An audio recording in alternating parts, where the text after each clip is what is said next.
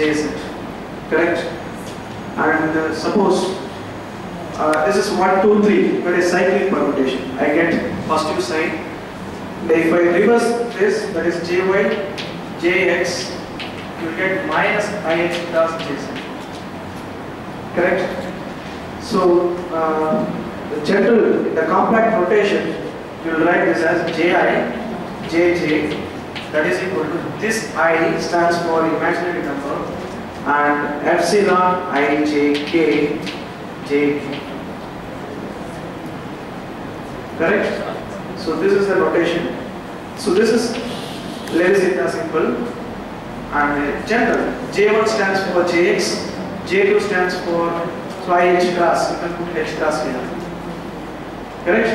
So J1 is jx, J2 is jy, and J3 is jz. So that obeys this commutation. So we can write in the compact notation.